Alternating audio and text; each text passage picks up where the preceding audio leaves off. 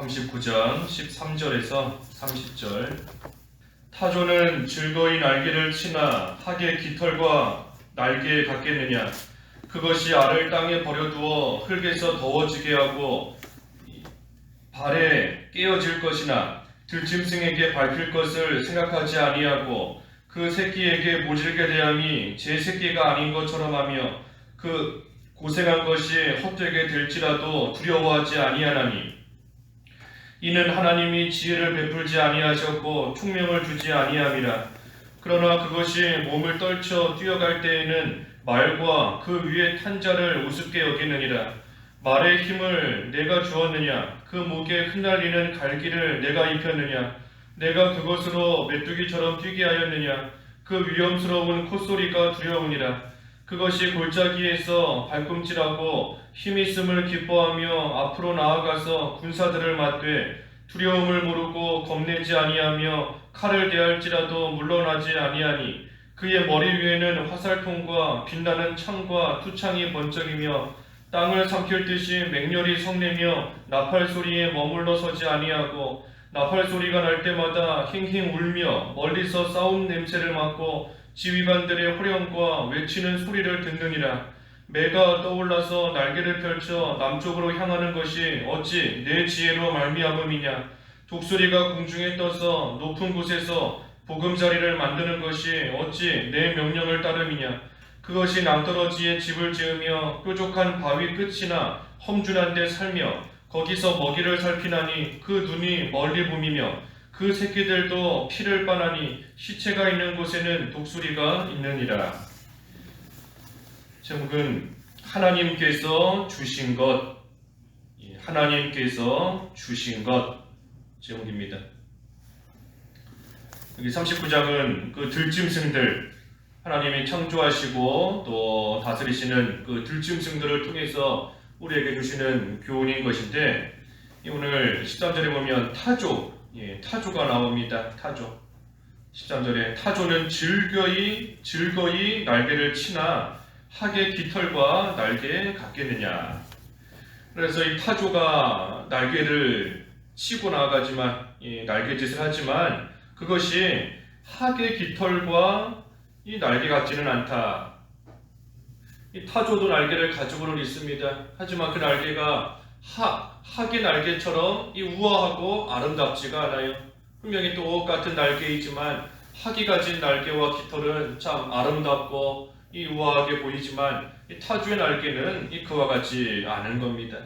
하지만 타조의 날개는 아름답지 않아도 그 뒤에 18절에 보면 18절에 그러나 그것이 몸을 떨쳐 뛰어갈 때에는 이 말과 그 위에 탄 자를 우습게 여기느니라. 그래서 이 타조의 날개가 볼품은 없어 보여도 하지만 그 날개로서 뛰어갈 때에는 말과 그 위에 탄 자를 우습게 여길 정도로 아주 빠른 속도로 달려갈 수 있는 겁니다.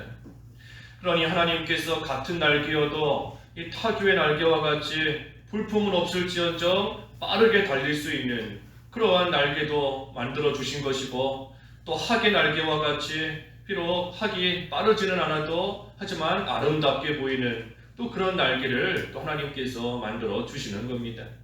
그러니 하나님께서 이 모든 것 하나님의 주권 가운데 하나님이 만드신 거예요. 타조가 나는 빠른 날개를 갖겠다, 자기가 의도한 것이 아닙니다. 하나님의 주권적인 역사 가운데 하나님께서 타조에게는 이런 날개를 주시고 학에게는 저런 날개를 또 주신 겁니다. 그래서 왜 그렇게 다르게 주셨는가? 타조는 타조대로, 학은 학대로 하나님께서 다 쓰시려는 목적이 있기 때문이에요. 모든 이 짐승들이 다 같은 날개를 가지고 있으면 하나님께서 또 쓰시려는 그러한 또 일들이 잘 이루어지지 않을 수 있는 겁니다.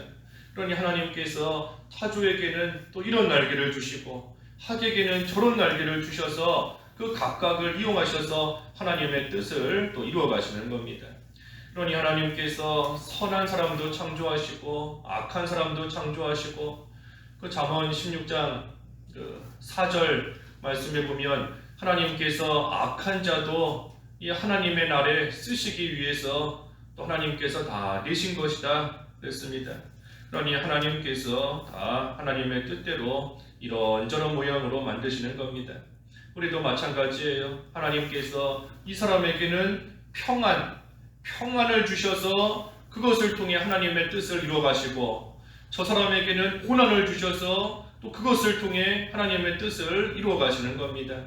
솔로몬에게 평안을 주셔서 또 하나님의 성전이 잘 지어져 나가게끔, 하나님이 고난을 주시면 그 고난 가운데 힘들고 지치고 고통스러운데 성전 짓는 일 온전히 나갈 수 없어요.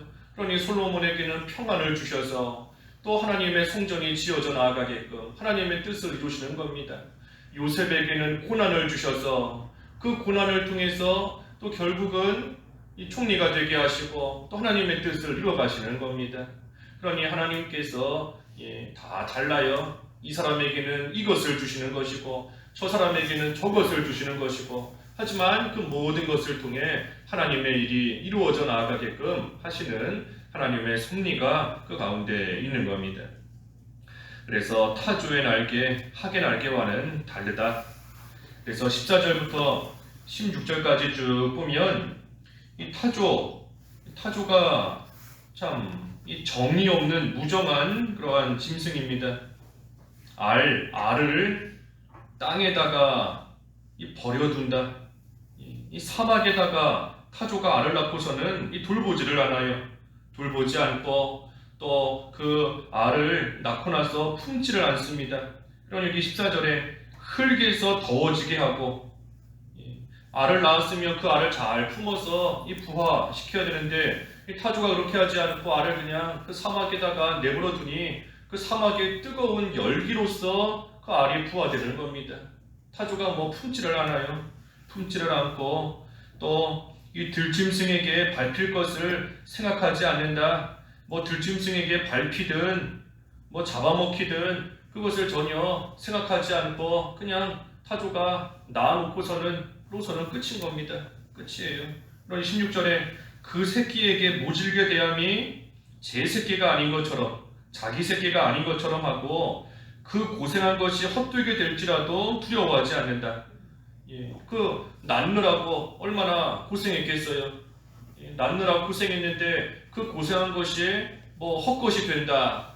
그러니 내가 낳은 새끼가 들짐승에게 잡아먹혀서 죽는다 할지라도 상관이 없다 할 정도로 그냥 내버려 둔다는 겁니다.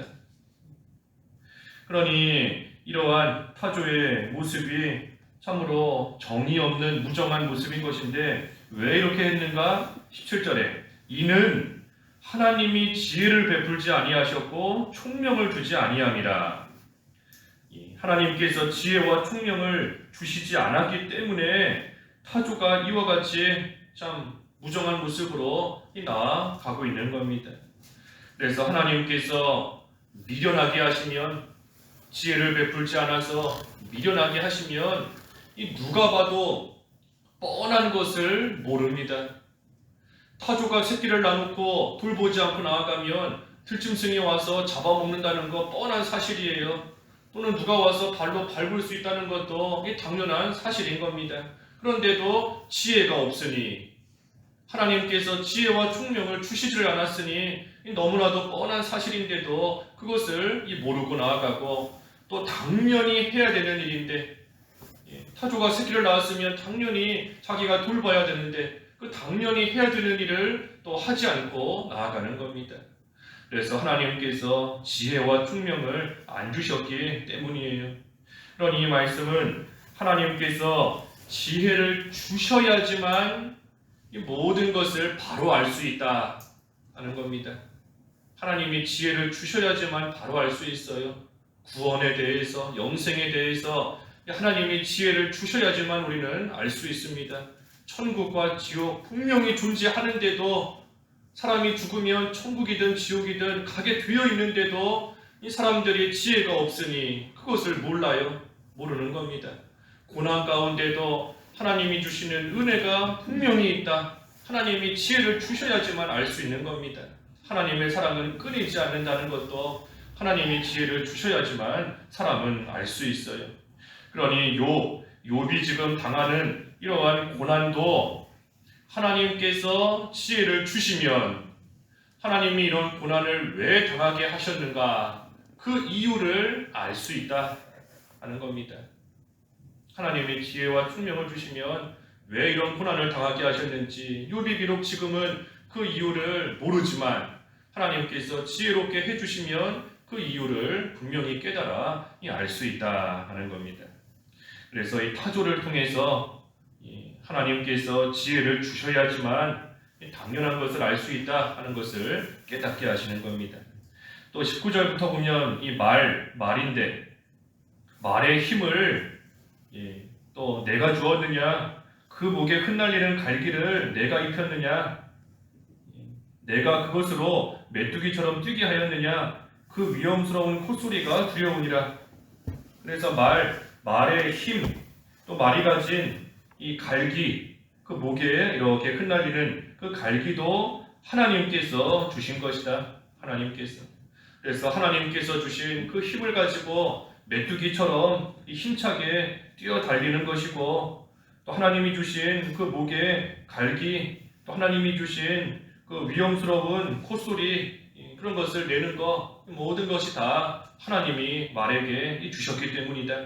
그러니 21절에도 이 군사들과 칼을 만나도 이 말이 두려워하지 않고, 또 머리 위로 창이나 투창 이러한 것들이 날아다녀도 또 그것 물러서지 않고 지휘관들의 호령과 소리를 듣고 힘차게 이 말이 전진해 나가는 겁니다.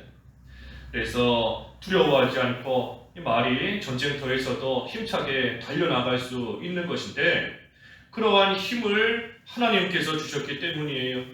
그러니 이 말의 모습을 볼 때에 하나님께서 주신 것을 가지고 하나님께 잘 이용당하라 하는 겁니다. 이 말이 하나님이 주신 힘을 가지고 전쟁터에서 두려워하지 않고 아무리 창들이 날아다녀도 그 자기를 지휘하는 그 사람의 목소리를 잘 듣고 그대로 순종하며 귀하게 쓰임받는 것처럼 하나님께서 우리에게 주신 것들을 가지고 하나님의 일에 잘 이용당하는 그러한 삶을 살아야 된다 하는 겁니다. 그래서 이 타조는 사람에게 잘 이용당하지 않아요. 그러니 이 무정하고 미련한 그러한 길로 가는 거지만 이 말은 사람에게 잘 이용당하기 때문에 여러 가지 모양으로서 이 귀하게 또 쓰임을 받는 겁니다.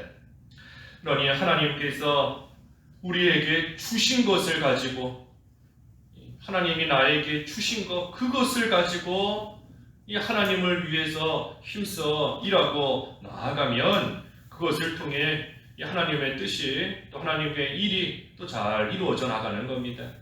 그러니 하나님께서 나에게 주신 그것을 가지고 부지런히 해나가는 거예요. 나에게 주신 것을 가지고. 나에게 없는 거, 하나님이 내게 안 주신 거, 그거 가지고 불평할 것이 없습니다. 이 말이 하나님이 주신 그 힘을 가지고 부지런히 또 힘있게 나아가는 것이지, 이 말이 자기에게 날개가 없다고 해서 날 수 없다고 해서 불평하고 전쟁터에 안 나가고 하는 게 아닙니다. 하나님께서 주신 거, 그것을 가지고 그저 잘 쓰임받고 이용당하는 거예요. 그러니 우리도 하나님께서 우리에게 주신 그것을 가지고 없다고 해서 불평하지 말고, 있는 것, 하나님이 그 있는 것, 그것을 나한테 주신 것이니 하나님이 나에게 주신 것으로서 우리가 힘써 구원을 이뤄가고 또 부지런히 하나님의 일을 해나가면 하나님께 참으로 또한 귀하게 쓰임받는 그러한 또 사람이 되는 겁니다. 그래서 이 말을 통해서 하나님이 주신 것을 잘 가지고 하나님의 일을 하라 하는 겁니다. 26절과 끝절 26절부터는 이 독수리인 것인데, 매가 떠올라서 날개를 펼쳐 남쪽으로 향하는 것이 어찌 내 지혜로 말미암음이냐? 독수리가 공중에 떠서 높은 곳에서 보금자리를 만드는 것이 어찌 내 명령을 따름이냐? 그래서 하늘의 매가 날개를 펴서 남쪽으로 날아가는 것, 독수리가 높은 곳에 보금자리를 만드는 것, 이것도 뭐 누가 명령해서 누가 시켜서 하는 것이 아닙니다. 이것도 하나님께서 매와 독수리에게 그런 지혜를 주시고 그런 성질을 주셨기 때문에 뭐 누가 일일이 시키지 않아도 이 매와 독수리가 이러한 또 행위를 해나가는 겁니다. 그래서 가장 적당한 곳에 집을 짓고 그 28절에 그랬죠. 28절 그것이 낭떠러지에 집을 지으며 뾰족한 바위 끝이나 험준한 데 살며 거기서 먹이를 살피나니 그 눈이 멀리 보이며 그 새끼들도 피를 빠나니 시체가 있는 곳에는 독수리가 있느니라. 그래서 뭐 낭떠러지든 또 뾰족한 바위 끝 험준한 데든 자기에게 가장 적당한 곳에다가 이 집을 짓고, 이것도 뭐 누가 시킨 거 아니잖아요. 사람이 명령한 거 아닙니다. 하나님이 주신 그러한 성질로서 하나님이 주신 지혜로서 자기가 살기 제일 적당한 곳에다가 이 집을 짓고, 또 하나님이 주신 눈으로서 멀리 있는 먹이를 보고 잡아다가 자기도 먹고 또 이 자기 새끼들도 또 주고 나아가는 겁니다. 그래서 이것은 하나님께서 이러한 짐승들에게도 이 살아가기에 필요한 것들을 주신다는 거예요. 하나님께서 필요한 것을 주시는 겁니다. 필요한 것. 이러한 매, 독수리 높은 곳을 날아다니는데 참으로 하나님께서 그 눈을, 이 시력을 좋게 하나님이 주신 겁니다. 그렇기 때문에 이 시체가 있는 곳에 독수리가 있다. 이 시체는 움직이지도 않고 가만히 있는 거지 않습니까?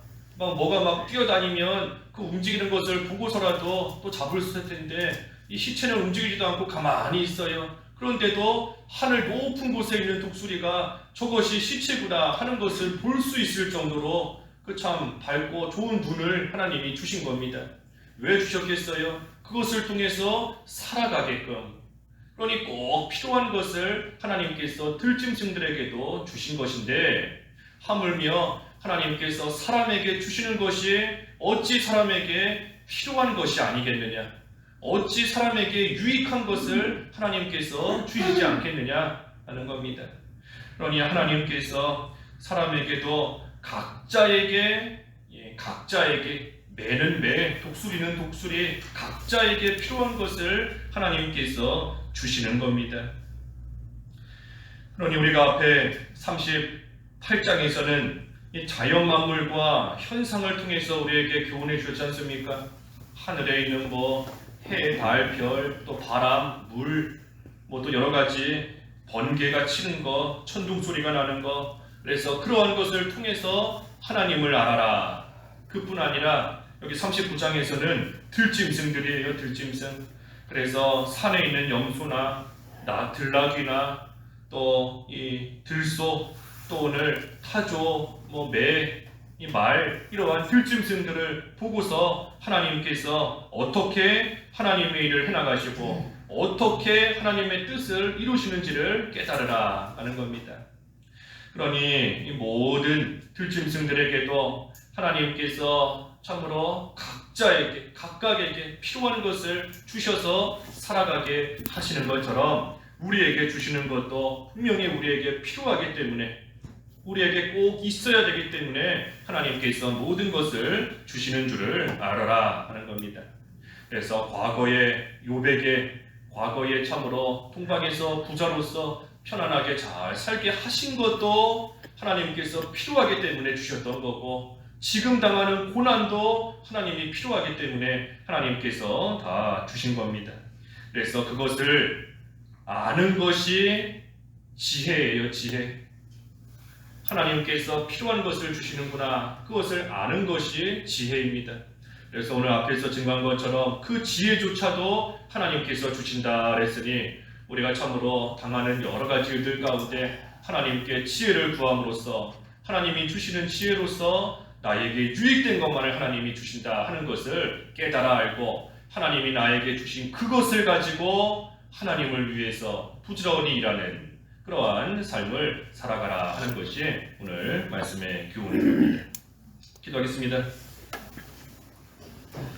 하나님 아버지, 하나님께서 저희들 각자에게 꼭 필요하고 유익되는 것만을 주시는 줄을 깨달아 알아야 되겠사오니 저희들에게 지혜를 더하여 주시옵시고 하나님이 주시는 지혜로서 하나님이 저희 각자에게 주신 것을 가지고 하나님을 위하여 충성되게 일하며 구원을 잘 이루어가는 참으로 지혜로운 삶을 살게 하여 주시옵소서.